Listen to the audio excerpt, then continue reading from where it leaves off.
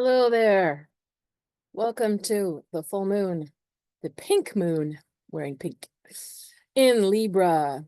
Yes, the pink moon in Libra. So the themes of Libra and Aries playing out. Can I think of myself, or am I being selfish? Should I think about everybody else and become a people pleaser and lose myself? Which am I doing? This is the classic basic thing of Libra and Aries. Aries is the self. Everything, as you know, from watching my videos the last while, if you have. And if you haven't, please click and subscribe and share. Everything is moving into Aries. Neptune just moved into Aries, and Saturn will join it in May. The sun is there. Mercury has just gone direct a couple days ago. Still in the post shadow. It's going to move into Aries very soon. And then I have to double check whether Venus has moved, but I believe it's still in Aries. We're going to look at the chart in 2 seconds. It's only so much I can memorize in here, anymore. Too much going on in the world. The disc is full, Anyway, so when you have all this focus on Aries and then poor little Libra moon's over here, as you'll see in the chart, sort of all alone. But the moon is so deep. The moon is like our needs. What does the moon in Libra need? Well, it needs peace. It needs balance. It needs fairness. It needs harmony. It needs justice. It needs everything to just sort of rationally calm and in place and looking well. No waves. Aries charges in like a bull and says, well, that's BS. Or no, I'm just going to make a mess. I don't care. Just taking care of myself. Is that selfish, or is that just healthy self-interest? Because Libra moon wants so badly for everything to be perfectly aligned. Is that realistic? Even though they need it, they do need it. It will work for it. Is the Aries being insensitive? Unaware of others? Possibly. Is it wrong? Hard to say. Hard to say. Have to look at each scenario, but this is sort of what we're faced with. And the emphasis is really on Aries because there's so many planets supporting Aries. So because of this, as you'll see in the chart in a moment, because the Libra moon's sort of standing there alone, is a little harder for Libras. And, the tension between these two energies is heightened because if something's supporting Libra and something's supporting Aries as well, it's like, well, okay, maybe you choose your sides. But when it's strongly like aligned in the Aries side, and Libra's like, but wait a second, I'm over here. I need things to be more diplomatic and fair than this. Think of other people too, man. Peace. It's stacked. It feels stacked, There's other things going on in the chart too, though, so it's quite interesting. And they fall more in the watery planets, the last little ditch of Pisces that we're still going through. Yeah, so we're going to take a look at that because Mars is still in Cancer, accenting it all. So before I get going on the chart, I just wanted to say once again, if you're new, welcome. I do these every 2 weeks for this full moon and new moon reports. I analyze the chart. As I'm analyzing it, you might learn astrology. I'm just talking as if I was talking to a fellow astrologer, but you might learn some things about astrology as we go. And then I pull out the tarot for what else could be coming up for this moon cycle. And then I do readings for your sign, and you can see it in the comments, the timing of your sign if you're just skipping forward to it. But a lot of people watch all of it. They tell me, which is very nice.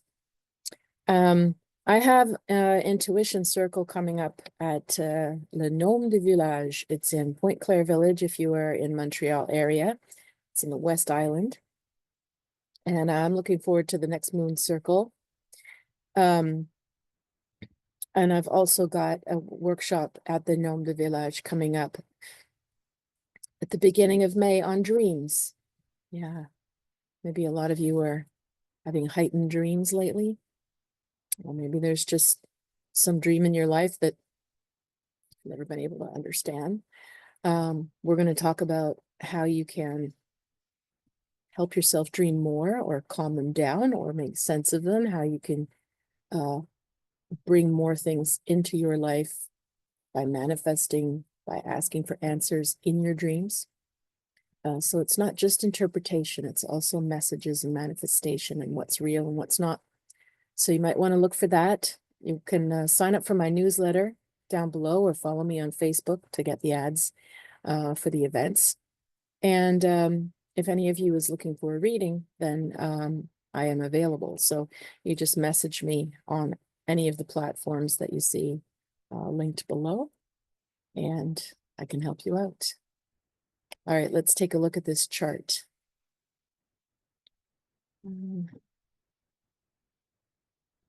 Okay. All right, so let's share the screen.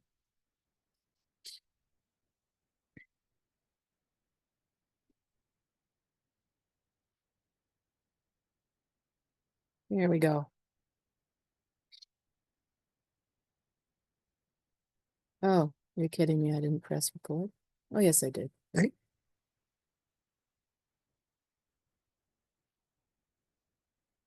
I don't know why I'm feeling like a little disoriented today. Sorry about that. Okay, here we go. So as you can see, look at this. The moon in Libra is all alone over here. And because this chart is cast for the Eastern time zone, so New York, Toronto, it actually, the moon falls in the 12th house, which makes it even weaker. It also makes that energy more unconscious, harder to look for, harder to sort of tap into. So again, like the need for peace and harmony, the need for art and conceptual spaces, whether that's music, whether that's, you know, Libra is looking at, you know, patterns and symmetry and color and light, and it applies to humans as well in their relationships, you know, but they're looking at the whole world as, you know, how can I make sense of this place, and how can I bring beauty and peace and harmony to it? And so a lot of Libra moon would be very poetic, romantic, deep down. And they would be artistic, whether they paint or not. They have a very heightened sense of harmony, of beauty and symmetry.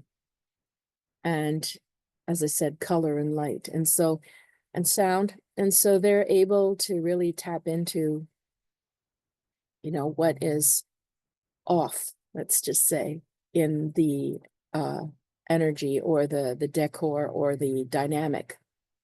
And so the moon in there is really needing those things to be well in order to feel well. And the moon is stuck there in the 12th house. So that means for me, when I look at the chart, is like, are you retreating? You know, are you cocooning and retreating right now in order to preserve some sense of harmony and peace in your mind, or a version of the world or of your life? Because the moon in the 12th house would definitely need lots of time alone and would want to retreat into solitude. Could be a bit hermit-like. You might just feel comfortable to be in your own space, doing your own thing right now, and not worry about being terribly social. Moon in Libra would be very social usually, but the 12th house would make it harder to come out and be social. or it's social behind the scenes, meaning, you know, only with who they live with, or maybe online. So because there's such a strong pull of planets in Aries, we have 3. So Venus is still in Pisces. Okay. I felt like it was going to come to Aries soon, but it's retrograded. That's why. Okay. Yeah. So Venus was in Aries and it's retrograded and it's going to go back through Aries. Saturn's going to move there in May. The North Node is on its way to Aries as well. It's like 3 degrees away. And Mercury is already at 28 Pisces, so it's going into Aries very soon, and Neptune is there. So we've got this cluster of planets in Pisces, but it's right on the precipice of Aries. And as you can see, this cluster here is making this green dotted line. We haven't talked about that. I don't talk about these very much. But here it's significant because there's a stellium or a cluster of planets all at the same degrees. And it's making 150 degrees or a quincunx angle to the moon, which is a grind. You know, an opposition, okay, it's not pleasant, but it's clear. I stand for this, I stand for that. Polarity, like we're all used to seeing polarities in everything now. So we're used to opposition, only 2 ways, 2 sides, one's us or them kind of thing. So it's unpleasant, but it's also clear, you know, are you for that or for that? And we sort of know what's opposing. With the quincunx, you're sort of moving it down here where it's like, it's sort of grinding. It's almost like, you know, if you scrape your car on some, you know, on a pole on the way into the parking lot or something. It's like this kind of, it wasn't a head-on collision. It was a scrape. So it's not fun. And it's between 2 signs, Libra, Pisces, that are not assertive. So how much are you going to feel this kind of grind? You know, if you take 2 stronger signs, meaning stronger in terms of like, you know, being more active versus like wanting peace and wanting peace and wanting, you know, everyone to be one. Like it's a different version with Pisces than Libra, but they both have a similar let's say pacifist approach to things. So if you had 2 more aggressive signs or stubborn signs in a quincunx, then the scrape might be really like, you might really feel it like so agitated, so torn. But these are softer signs. So again, you know, if this was somebody's chart as a person, like if someone's, you know, if there's a baby born that day, then this is their chart. It would be somebody that would probably have an awful lot of like unnamed angst, you know, sort of like, how come you don't want to do that, buddy? Well, I don't know. Are you nervous? Are you afraid of this? I'm not sure. I don't know. Kind of behavior, like, which is sort of funny considering what's going on in the world where everything does seem very clearly polarized. But I think underneath that, there's a lot of vague confusion, torn, not sure what to do feeling, you know? And both signs, Libra and Pisces, are inclined to sort of pull back, retreat, introvert, go off into their own worlds in different ways. So the other thing that we have that's really quite prominent when you look at the aspects here, because our classic full moon you know, sun opposite moon, you know, as you can see, well, there's the opposition. And Chiron is right on the sun. We'll talk about that in a second. So that does make it more powerful. Very powerful for this lesson of self versus others. Because now you've got Chiron. The wound is the self. You know, do you have a strong sense of self? So are you being selfish is an even greater question with Chiron there, because it's like, I didn't have a sense of myself. I didn't put myself first for so long. Well, now I have to do it. It's all about me, you know, because I gave in or I gave up myself for so long. Now it's my turn. You know, it could play out. That's one way. It's Chiron and the sun in Aries. And if that's the case, then that could make it act even more bold, even more abrupt, even more selfish, right? Because it's when something has been wounded so long, it overcompensates, right? Or the wound is so raw and it hasn't been healed and there's still no sense of self. And then you lean back to the Libra moon here, even though they're opposing, it feeds it quite a bit more. If I'm overcompensating and thinking of number one, that's going to upset Libra moon even more. Because now people might be acting in ways they consider very, you know, gauche or offensive. You know, or if the Chiron sun is still not resolved and somebody is a walking wounded, I don't know who I am, the people pleaser side gets even stronger. Two ways of looking at the same aspect. However, if we look at it, it doesn't look that strong compared to what these other aspects are, hey? You know, we have blue lines, so positive aspects with Mars and all the Pisces planets, very strong. We have Pluto and Uranus aiding that as well down here. Jupiter squares it, sort of gives it more power in a different way, even though it's squaring. And then we have this opposition to the South Node. Also very strong since there's multiple oppositions. So we've talked about that in the last video.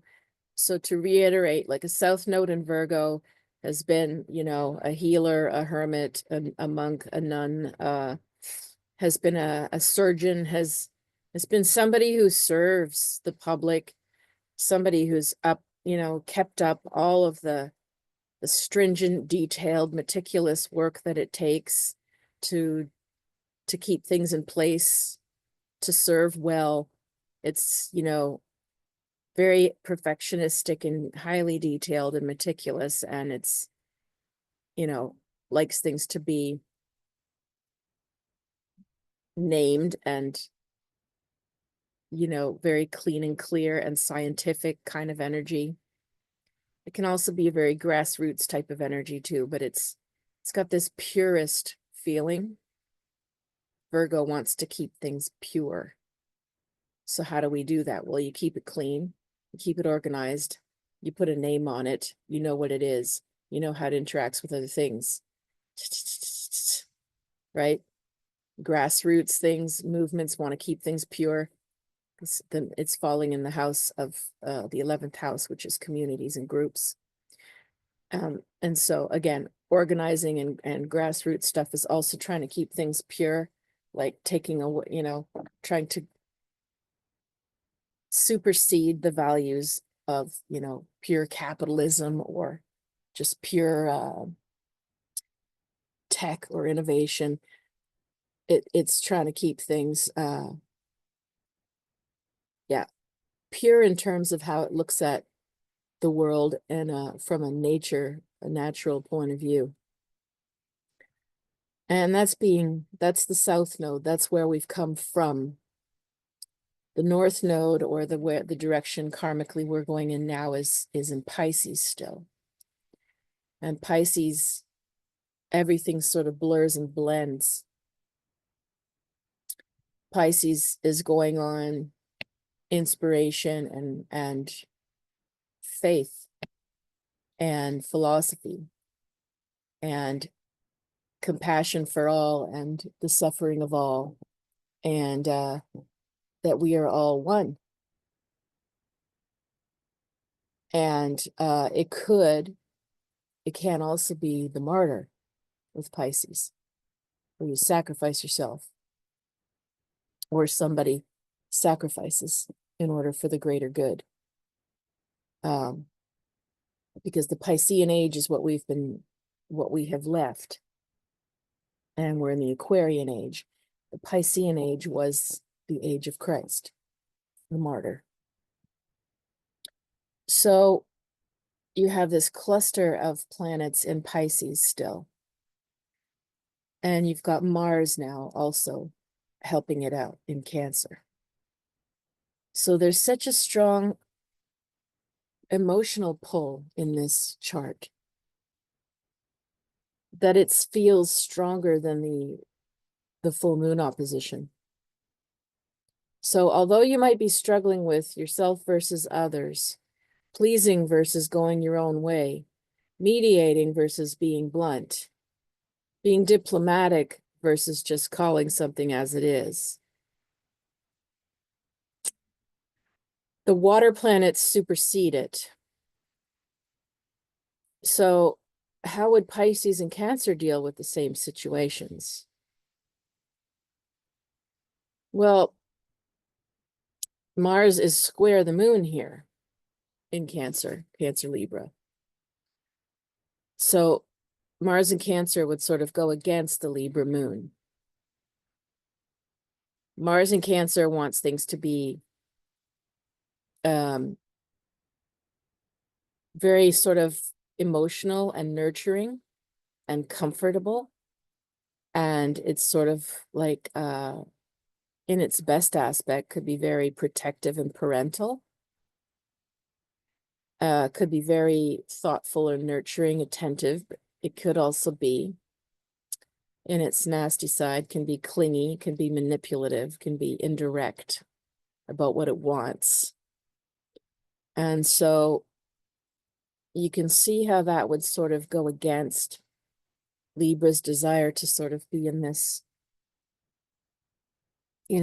beautiful mind space where everything's sort of placed in order and people are talking to each other and getting along and not going too deeply, because that'll cause conflicts.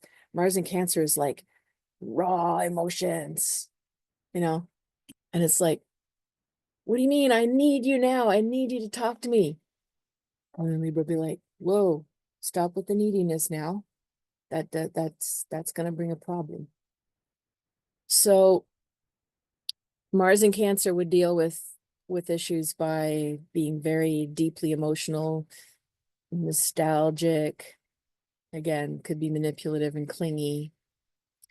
It's a crab. Cancer's the crab. It moves sideways. It doesn't tackle like Aries. Mars is also square the sun and Chiron there then. So how does that play out with Aries energy? Well, you have this emotional,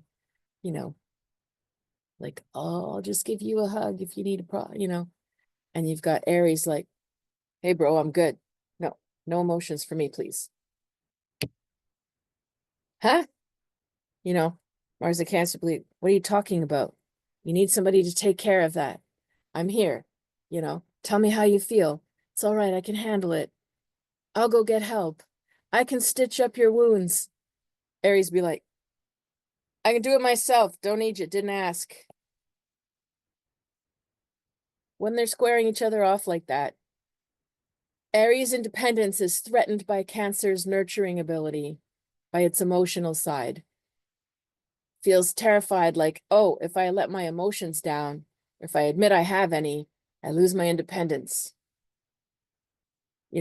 Libra is afraid if I let myself be emotional, then nothing's rational. It could all get out of control. Oh my God, my harmony's gone.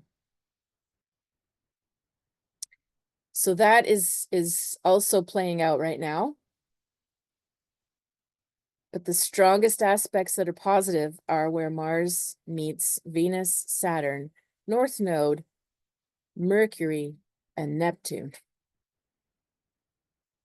So all of that passion, emotion, attentiveness goes very well with Pisces, who wants to like tap into this flow of energy as well, of creativity, of being receptive to your intuition, being receptive to other people's feelings. You know, Pisces energy would definitely be very giving and self-sacrificing.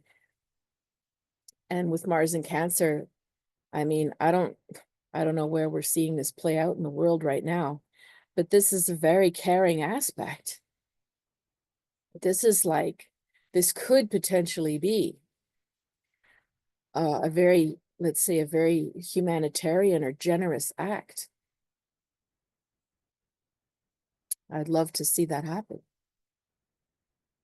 Pluto, again, is helping it out, just sextile. Uranus is helping it out, and they trine each other. So really, like, even though, like I said, we're not seeing it,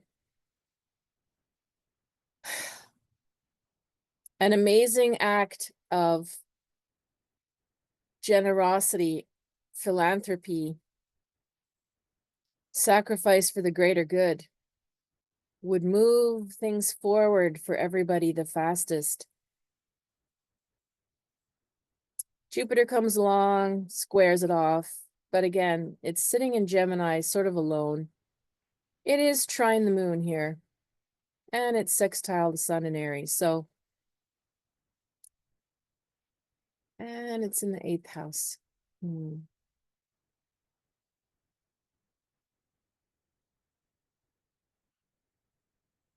Well, it's funny because the 8th house represents other people's money. And Jupiter in Gemini in the 8th house could be somebody that has like very up and down, back and forth luck with investments or investors, or with other people's money. Gemini is always like hot, cold, black, white, up and down, in and out, right? And we are seeing that with the markets. And it's trine that moon in the 12th house. So, I mean, could be a lot of hidden stuff going on behind the scenes with that aspect when it comes to negotiations or finances. Yeah,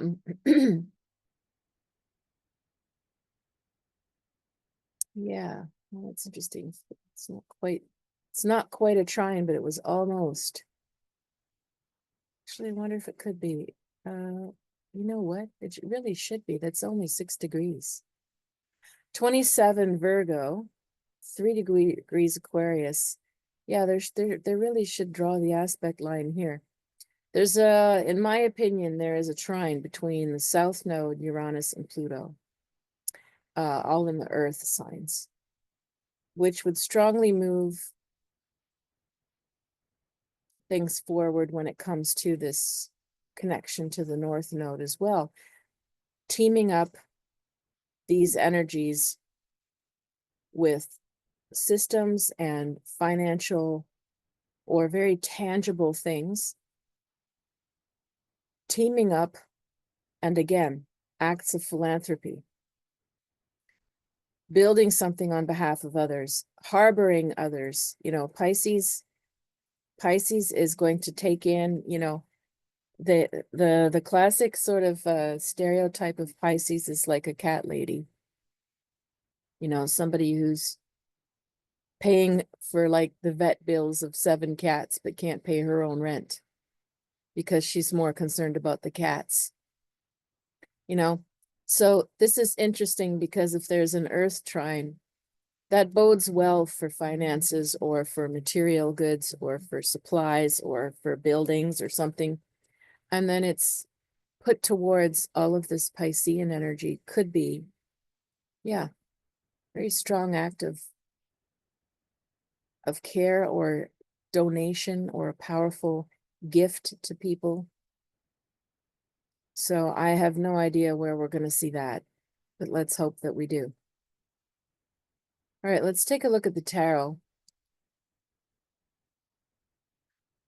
Interesting chart this time, huh? You can feel as we're talking about it, all of the sort of vague inner, I feel it anyway, the vague energy, the vague inner conflicts, not knowing where to put your energy. Do you put it towards helping others?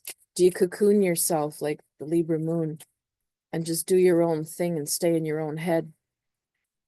You know, are you out there on some sort of front lines doing practical shit to, practical stuff to help people?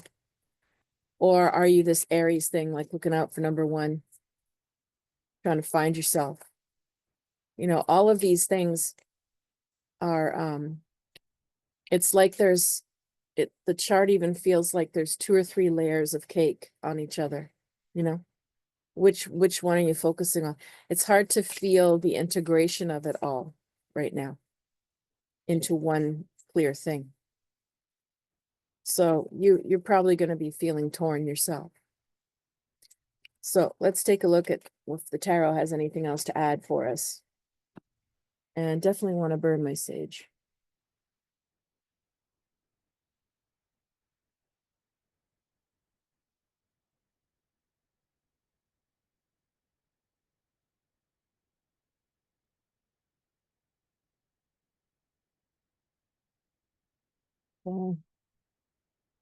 So what else can the tarot offer us?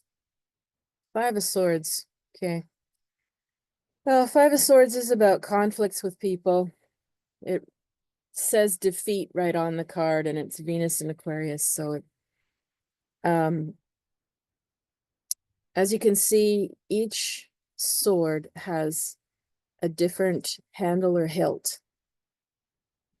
And that could represent sort of 5 different nations, 5 different individuals, 5 different companies. And it does draw a pentacle upside down, which is usually people are scared of that, like a devil sign, evil sign. It's a powerful, destructive energy, the 5 of Swords. There's too many conflicting ideas, and they are fighting with each other. But swords, it's on an intellectual level. It's on an ideological level. Doesn't mean there's any boots on the ground or anything. You know, doesn't mean there's any action. You know, if you're thinking about it with companies or thinking about it with family or whoever the conflict is, no one's really acting on it. They're just like angry and not agreeing with each other, and lots of words flying, and potentially, you know, conflicts and breakups, fights erupt during the 5 of Swords. But it's a lower arcana card. It doesn't mean it's forever. It can be temporary. Our next card is the 9 of Discs, which is gain or wealth. It's a Venus and Virgo card. And usually it's a very good card for money coming in. And, you know, in conjunction with the 5 of Swords, can it be lots of conflicts over money, how to use the money? Where's money coming from? I mean, that's just such a vast topic, since we're talking right now of tariffs and economies, right? The different countries and money question is like, it's all we see in the news. Yeah, and I don't have any solution for you how that's going to play out just yet. My feeling is it's, Trump is probably going to announce them and then change his mind and clean up on the stock markets and announce them and change his mind and keep going. Unless Congress stops him, unless Musk stops him, because now they're starting to fight. So, yeah, many issues, many different versions of reality of what's at play, all fighting, and a lot of money at stake. And the third card is Nine of Cups, happiness. Well, Jupiter in Pisces. Well, that's sort of surprisingly nice. Let me just try to tune into this for a second here. And the reading is about what goes on in and around this full moon. It's not like a 5-year prediction here. It's talking about, the full moon period is a few days before, a few days after, and it lands on the 12th. So we're talking, what might we see going on from between the 7th or 8th of April up to like the 15th to maybe even the 20th of April, since it's an intense full moon. And so this actually looks a little bit hopeful and restorative, that there could be announcement of finances being released or tariffs being relaxed. It's showing for now a period of like, oh, thank goodness, money's not going to be as bad, as tight as we thought. But again, I don't want to say, oh, that's the new normal, because I'm sure there'll be dips, there'll be ups and downs and dips again. But for now, this full moon period looks like there actually might be a bit of respite. Let's hope. Let's take a look at readings for your signs. What would be a good question to ask?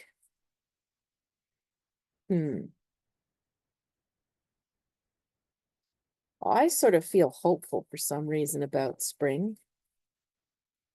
We talked about fresh starts in the last reading. So maybe let's talk about the full moon, the pink moon being, how do you honor yourself, or, the balance of like putting yourself first, or feeling like you're restoring who you are, healing yourself, loving yourself, versus pleasing and retreating from life. So let's look at that, because that's always a universal question. And again, it's for the full moon period. It's not forever. It's for the next week or so. What would be a good thing for you to focus on for your self-healing, self-love? The priority for the next couple of weeks.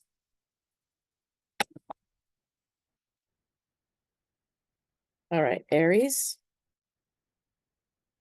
Okay, so Aries, your act of self-love right now shows up as the 8 of Cups, which means that you're sort of in despair. You're feeling down and overwhelmed with something. Maybe it's the weight of the world in the news.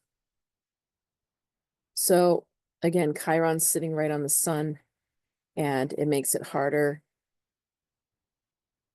to feel like you're strong and you're yourself. It's really challenging you on this level of, do I truly love myself here, or am I just going on autopilot, or doing what other people think I should do, or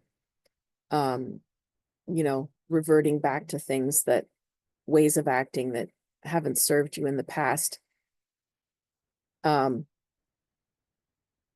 Yeah, this card really just tells me, like, if you're dealing with any kind of feeling down, overwhelmed, depressed, despair, don't see any hope for the world or for yourself, then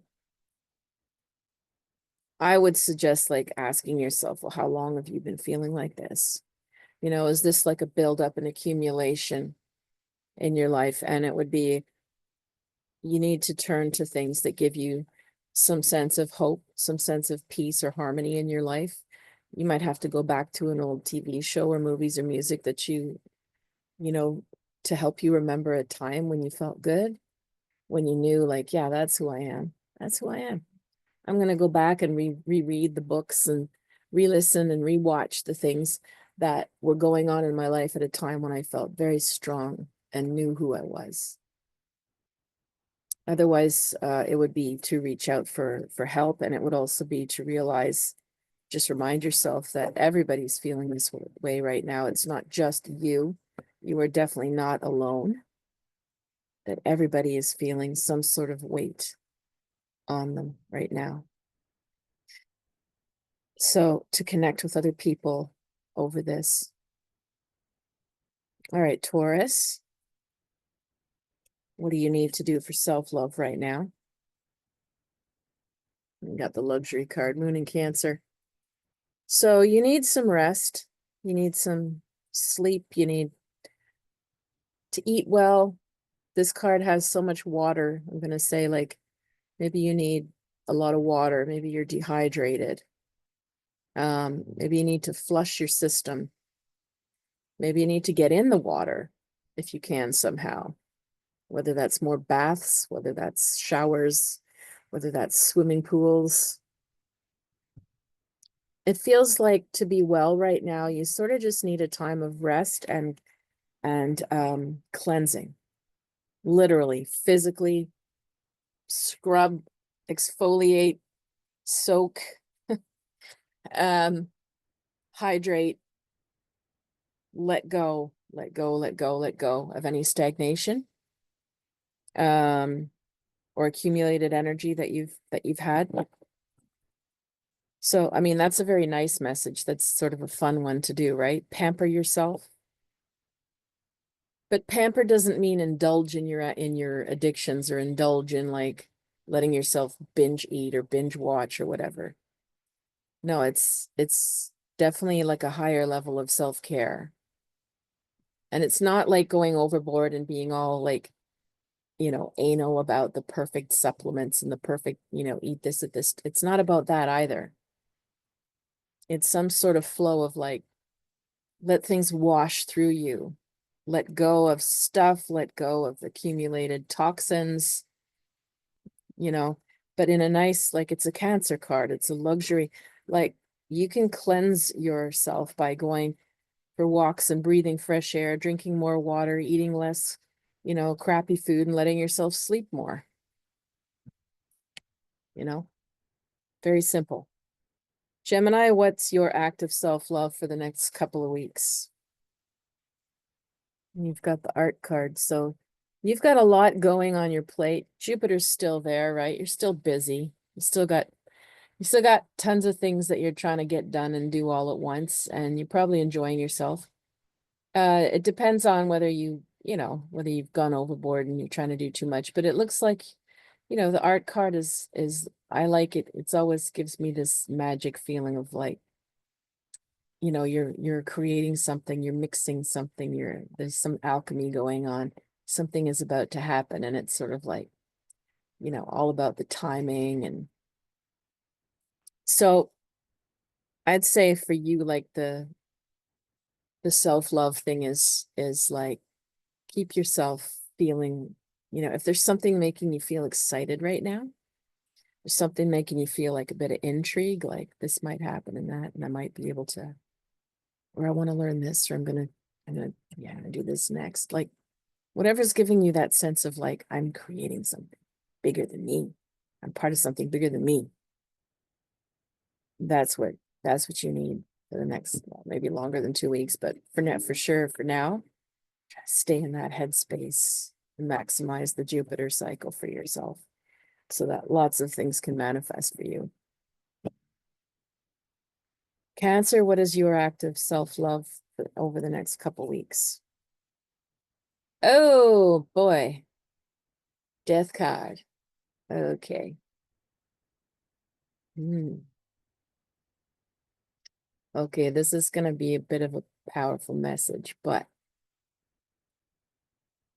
and somebody said this to me years ago, and I wanted to like, yeah, Let your life fall apart.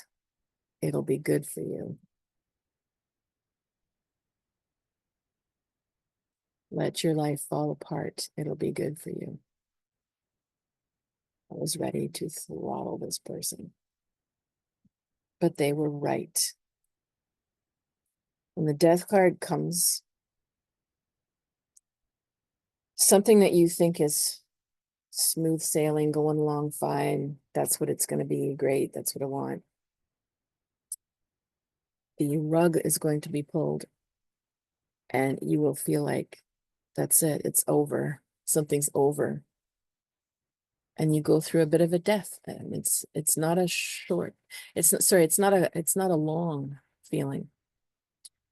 Depending what it is that you're letting die. Depending what it is that's been, unaligned for too long, that now the rug is pulled. But something way better comes in its place, the death card. So that's the exciting thing. That's why it's sort of like,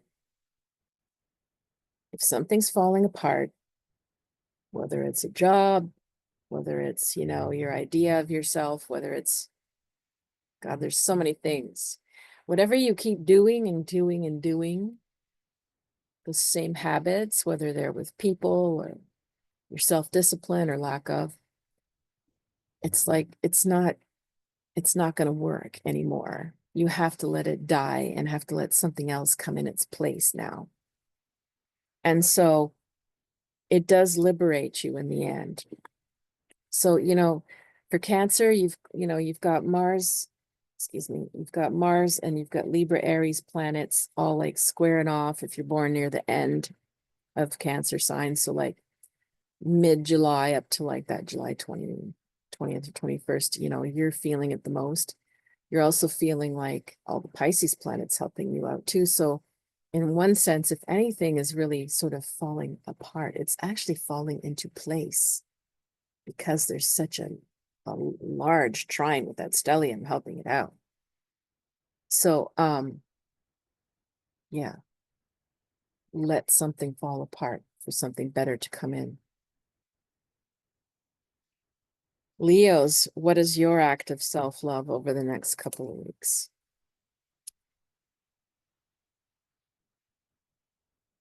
You got the sun. Well, so the sun is really a clear message, and it's very Leo card. It's like, you have to shine. That's it. That's all. If you're in a situation, whether it's your work, whether it's a project you're on, whether it's something with, any of your relations, if you don't feel like you're shining, I'm not saying dominating everybody, just saying if if people are subtly putting you down, if they've hired you and it's like, oh, you were supposed to be hired to do a leadership position and now it's turned into like a secretarial or assistant kind of position. If you were going to do something collaborative with somebody and it sounded like you were working as equals and then all of a sudden they're treating you like a subordinate. No. If you're dating somebody and they've suddenly become like sort of lackluster or like half-assed about their communication, or you don't feel special anymore. Okay. Basic self-respect. You need to be in a strong position where you were feeling honored, not dominant over everyone, not the star. No, not talking about that.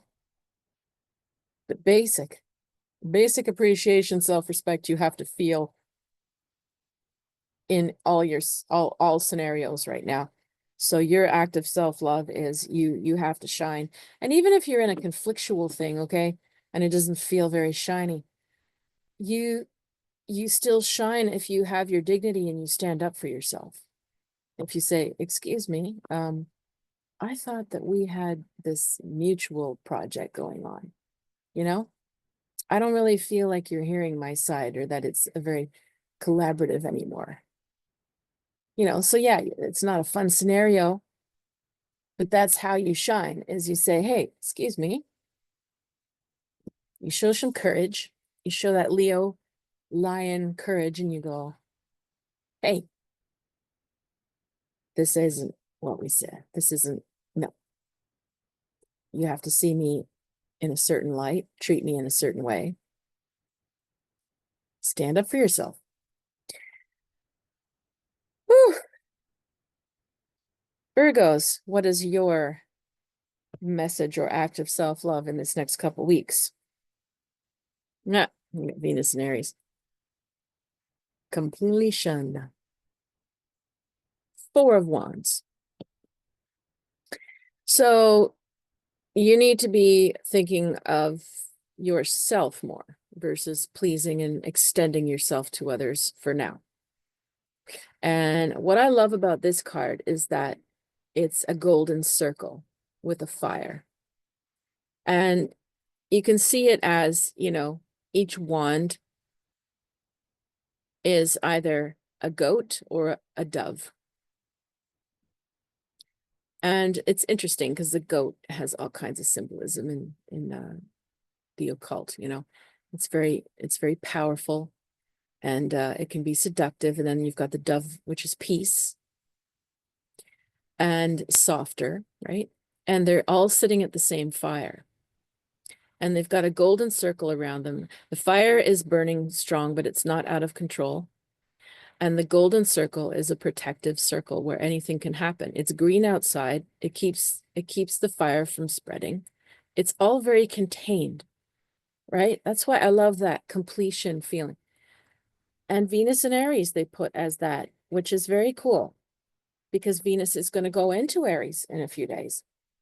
And so for Virgos, the best thing you can do right now is like pull back and just sort of know who's my circle.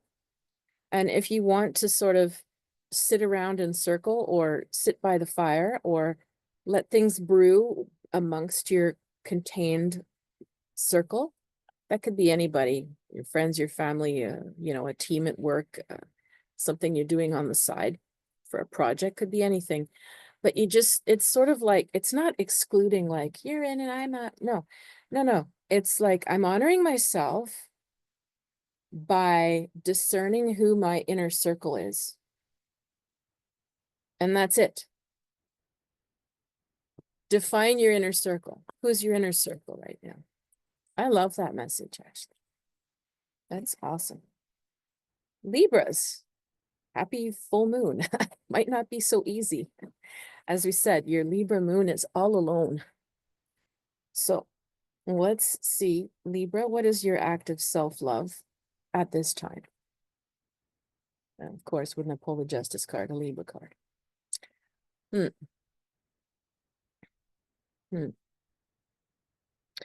So what I'm getting for that is your act of self-love. I mean, forever I feel like I'm saying this message to Libras, but here it is again. When you're in your pleaser mode and you're worried about creating waves and causing conflicts and losing people because, oh no, not everybody will be happy if I say something, you actually become very trapped and very suppressed and oppressed by that. There's a point when Libra's strength, they are meant to weigh things and then they are meant to judge and decide. They're not meant to forever weigh things. Oh, this one's weighing more now. Oh, so I feel bad for that one. Oh, this one is weighing more. So, oh, so now I feel bad for that one. It's like, well, but you're not really weighing you're not really getting to what's fair. You're just opting with, you know, whoever you seem to see as the downward dog. So you do need in this life to come to some decisions. You've weighed things enough and you need to come to a decision on something. So releasing all the energy of overthinking that you do by deciding something and the confidence to stand in that decision and let some people disagree with you is, you know, it's a courageous act, and it's also going to bring you a lot more emotional, mental, and even physical peace to decide and not endlessly weigh things. So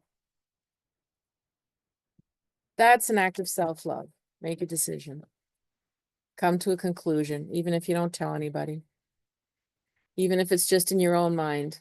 Call it a day. Stop rehashing something. Scorpios, what is your message of self-love during this next couple weeks? It's got 5 of Wands, strife. Okay. Saturn and Leo.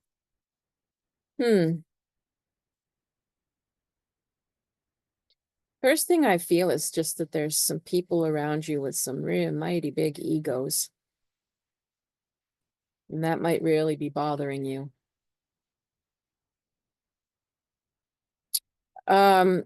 Mainly because I get a feeling you're exhausted of dealing with it. The 5 of Wands is often when there's sort of like too many cooks in the kitchen, too many people's wills and egos are involved in what's next or what's happening. You can't have a cohesive group if everybody's just thinking about their own visibility or their own status or whatever. And I don't feel like you're the one whose ego is really getting in the way. You might have a bit of it triggered, but it's really feeling like you're in the midst of a bunch of others who are.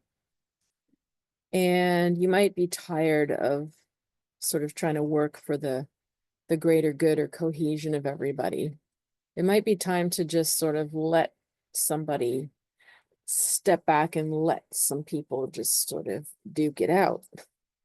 Or, just accept and let somebody have their space, even if it's whether they leave, whether their space is temporary.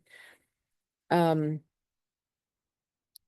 there's too much inner struggle going on if you're trying to hold it all together. So for you, it's really sort of like about letting go of probably something that you wanted to keep together or wanted to see in a certain way or wanted to fix or help or or mediate for, or it looks like something does need to sort of crack apart. Somebody needs to go or take their space. And I think for you to just let that happen would be very healing for you, because you're laying down an enormous amount of tension that you've been carrying. Sagittarius, what is your message of self-love for the next couple weeks? We've got the Eon or the Judgment card.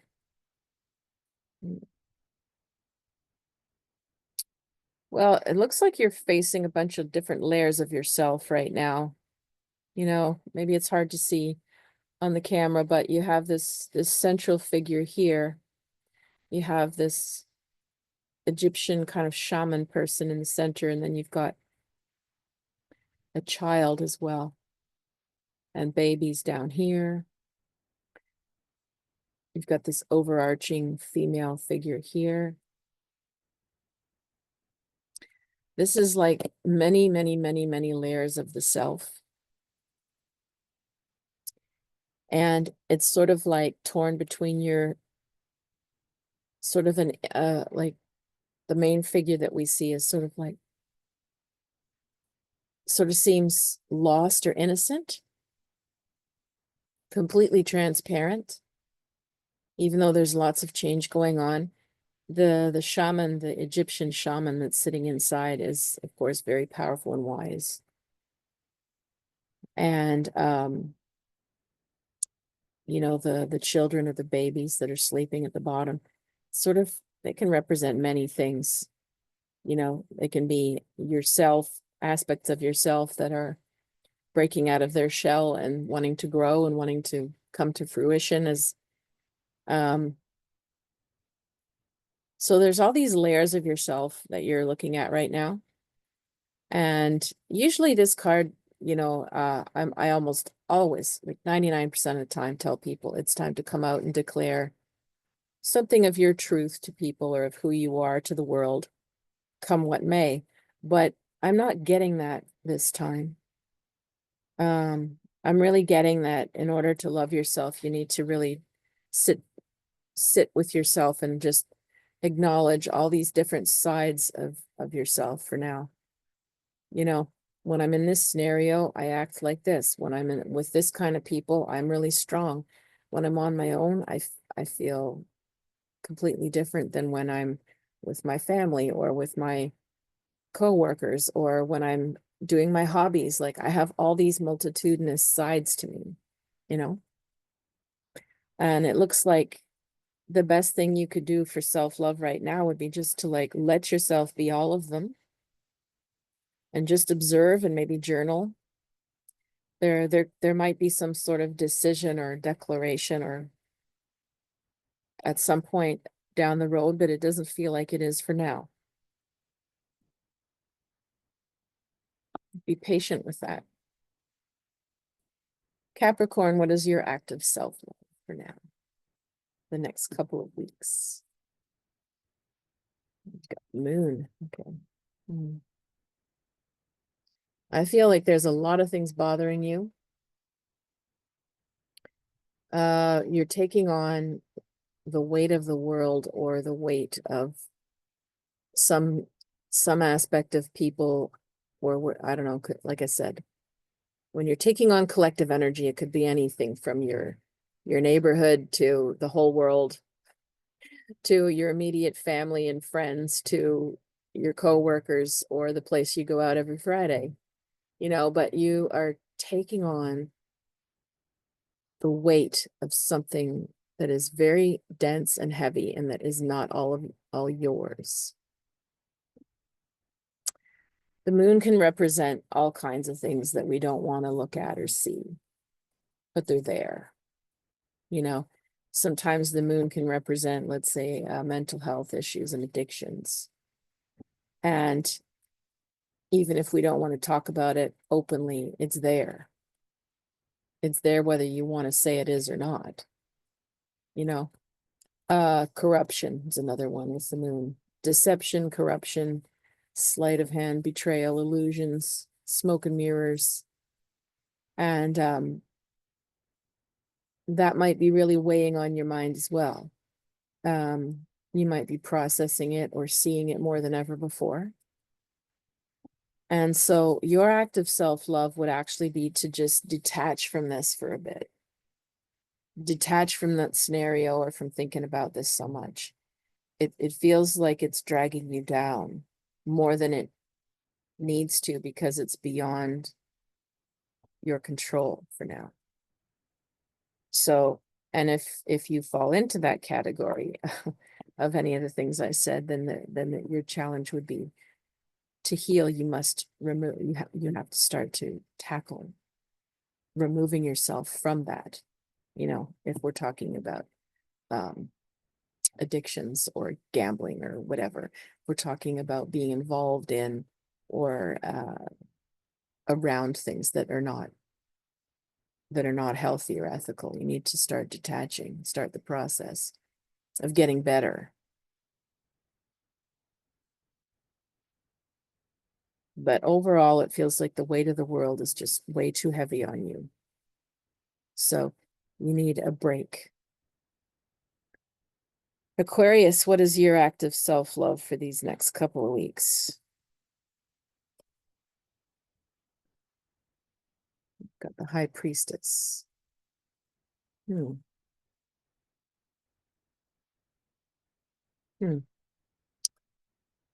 What a beautiful card right now this is. All the layers and dimensions, the feminine energy, the abundance, breaking out of one grid and creating another with her arms, you know? It's like in a square grid world, she's waving her arms and making it into a curved lunar world. I love that. And there's all of this detachment, but like it's in another dimension of reality. and clarity. And of course, she can make anything happen. She's doing it on a very mental and spiritual level. So what's your healing for this period of time right now would be like, yeah, stay very connected to your higher self and the bigger picture and your intuition of what you feel you need to do and what you're seeing. It's like you're getting to bypass a lot of trials and tribulations that others might be going through by staying sort of in this higher frequency all the time. You're avoiding a lot of what's going on down here. It's not denial. It's like the priestess isn't about denial. It's about she knows how to maintain herself here and allow all of this to be down here. Stay in your higher mind, your higher self is your message. Wow. Pisces, what is your message of self-love for the next couple weeks to focus on? You got the Tower. So it's interesting. It's similar to Cancer. And Cancer and Pisces planets are trining and making such a nice angle. So it's a funny thing to say, but you might want to listen to the Cancer one if you haven't. But it's similar, okay? Let something fall apart. In the death card case with Cancer, letting things fall apart is like something will temporarily seem gone and then something better comes in its place. With the Tower, it's a little deeper than that. It's something that has been going on a lot longer, a pattern, a really misaligned relationship or job, something that's really for a long time now not been right for you, will likely fall away. And the thing with the Tower is, even though it's not fun when it happens, it liberates you.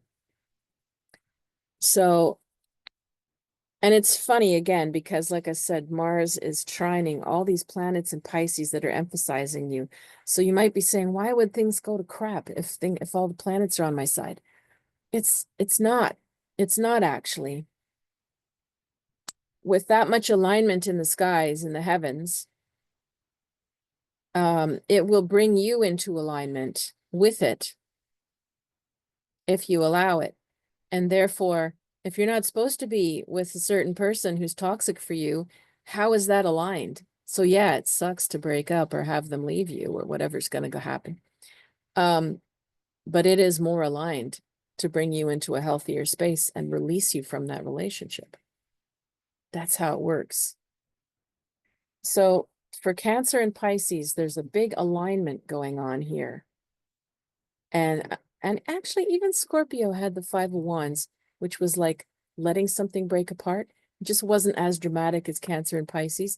But the water signs here have like a message of let something fall apart. And it will realign you right now to something better. Well, wasn't that an interesting chart? Once again, if you want to like, click, share, I'm happy. If you want to join my Intuition Cafe group down below, and if you would like to reach me for a reading, then you can do so on my website, river-rain.com, or message me below in the email. There's many ways to get in touch. All right. We'll see you for the next new moon.